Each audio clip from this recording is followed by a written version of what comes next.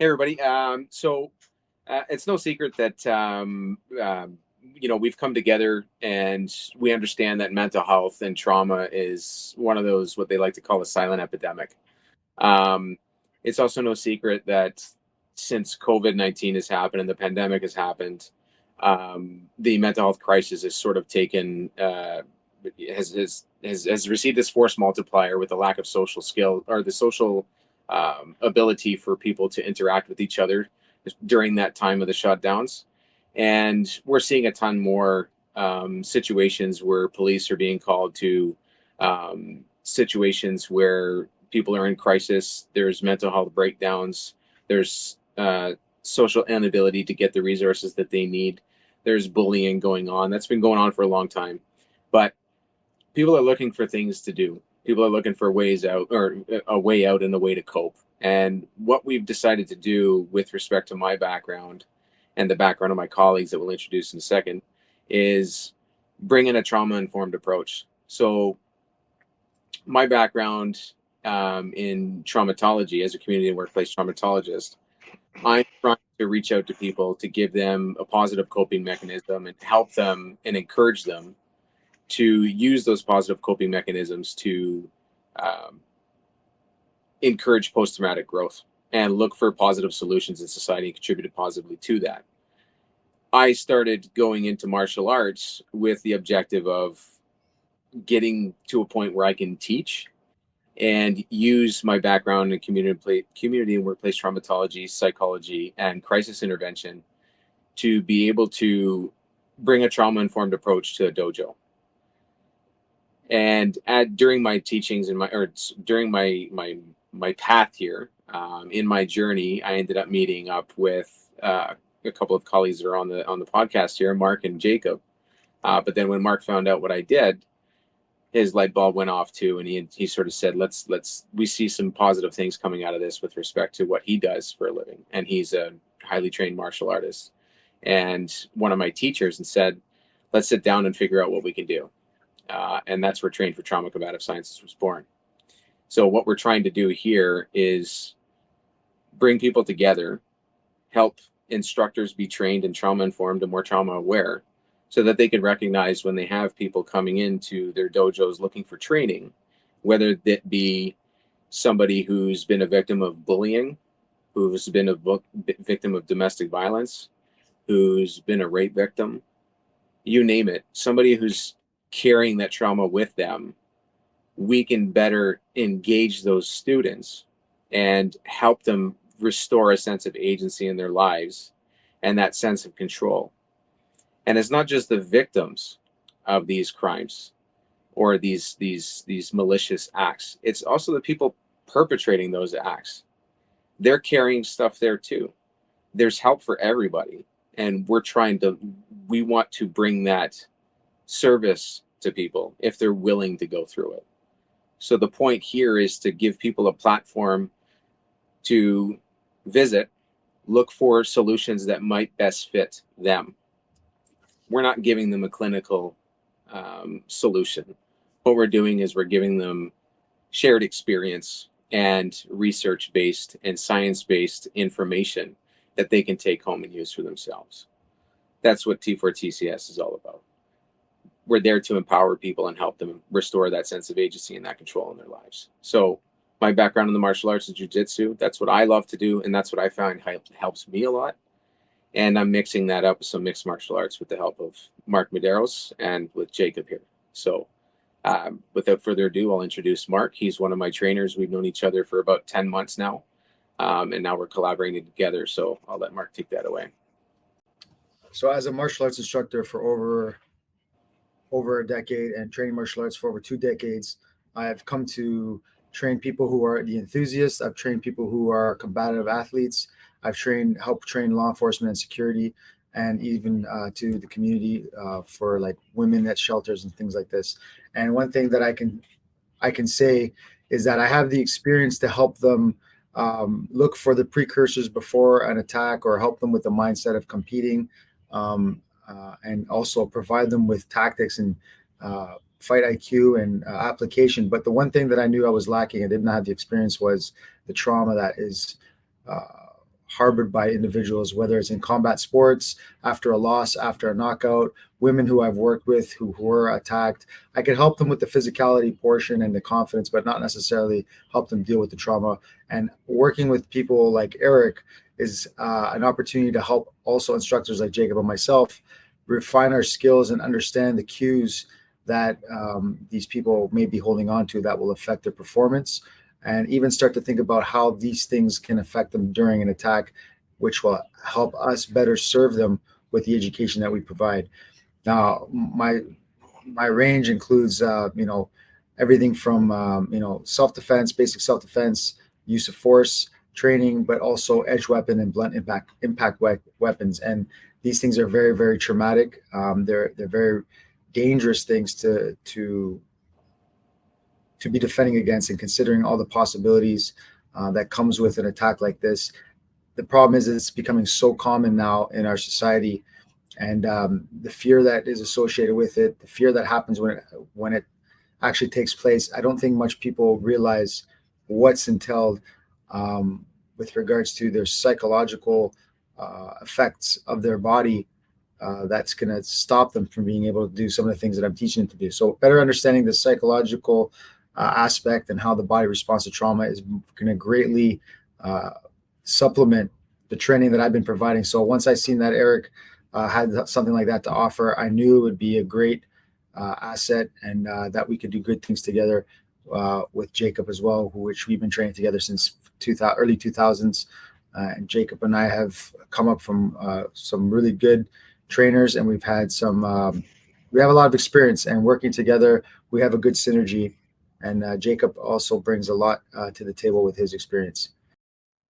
Yeah, no, I totally agree, Mark. We've been training for I would say close to 17, 18 years, maybe even longer than that. And we kind of reconnected recently, maybe 6 months ago or so, and we really clicked with everything that Mark has been talking about, and he kind of brought me into this world of especially edge weapons, which I don't have as much experience with. I've done some back in the day, but I realized that when you especially have an opponent with an edge weapon, it's not just what happens during, it's what happens after. Because especially when I met Eric, I realized that in scenarios like that, a lot of times there's no winners, there's only losers. Because the effects of trauma after could be haunting you for years. And I never actually thought about it, because I always saw it as you defend yourself, you survive, good on you, right? You live your life and be happy. But a lot of times that's not the case. Just because you survive doesn't mean you actually survived. You're just you're slowly dying. And if you don't get help, substance abuse happens, and God knows, maybe even worse things than that. So aside from obviously helping Mark, kind of discover his awesome ideas and theories about how to approach self-defense, and obviously Eric talking about the trauma stuff, I kind of came in as a media expert, because we have a lot of knowledge, but we also have to make sure that we kind of spread it out there through all the networks. So whether it's YouTube, Instagram, Facebook, and kind of package it in a way that people can understand. To kind of provide the education, so it's very easy to digest, because these are very hard topics, and it's not easy to explain them. So I feel like from my media expertise, I can kind of bring the kind of a way to connect it the way that people can understand it way easier. Because I find a lot of these informations out there, people throw a lot of big words, but I think what we're really trying to do is package it in a way that is very easy digestible for anybody. So I would probably say that's what I'm here for. So, yeah. No, thanks, guys. And I think it's going to be a great. I'm looking forward to what we're going to produce. I'm looking forward to the engagement from the community out there, whether it's the martial arts community, the law enforcement community, the survivor community, somebody who's just curious, right? The teaching community in the martial art landscape. Thankfully, and I feel, I feel honored. But even like where I train at Taylor Jiu Jitsu, they've welcomed this idea with open arms.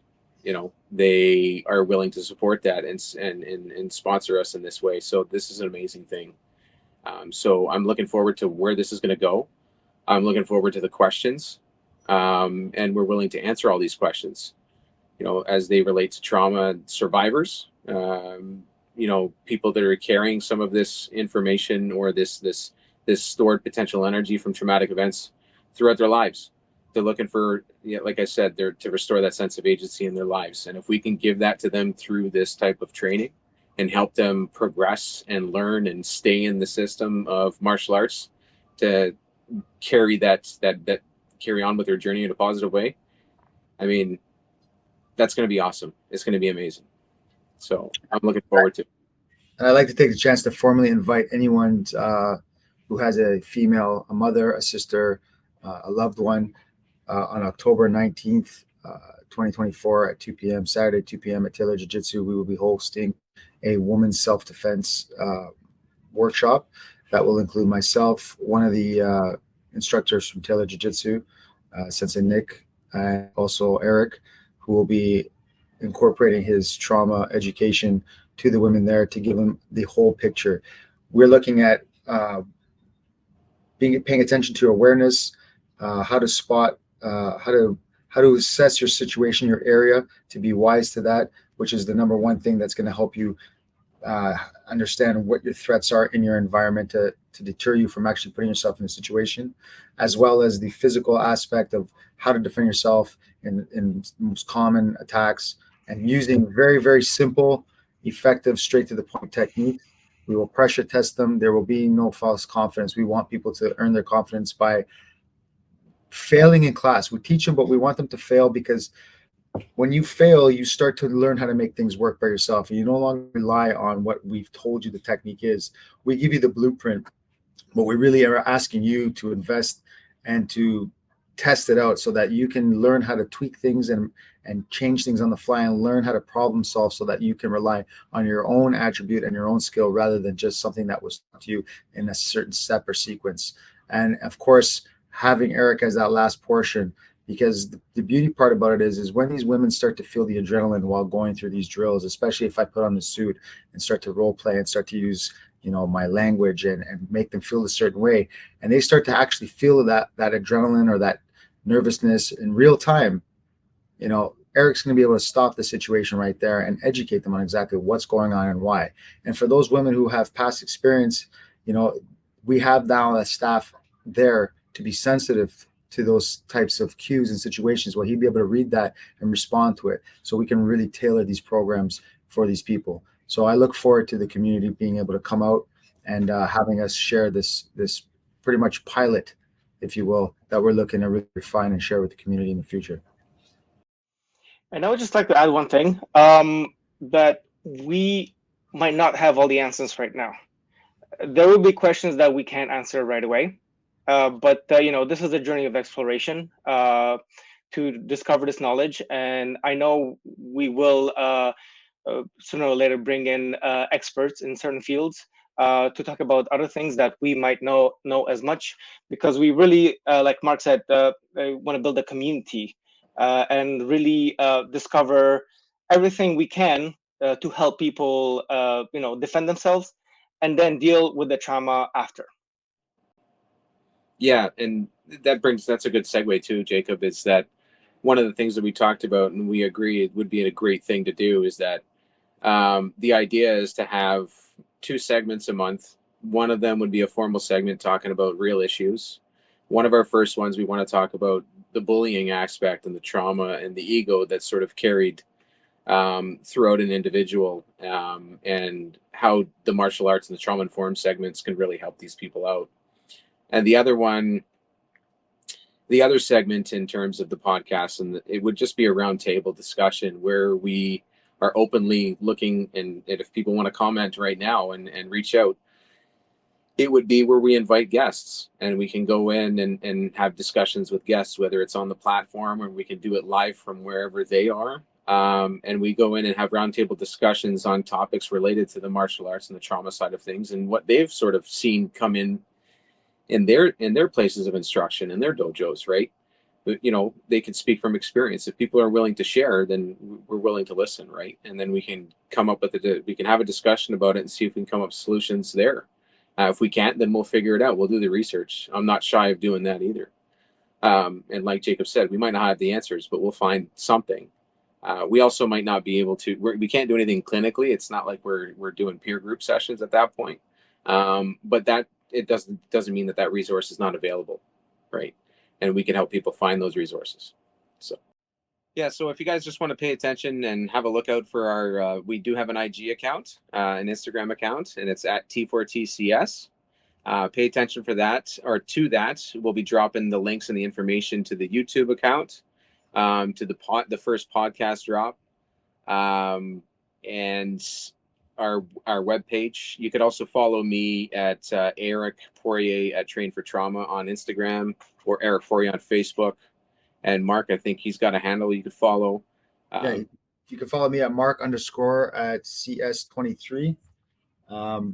I can share some techniques there, and also I'll be sharing any events that'll be coming up that has a joint project with T4TCS.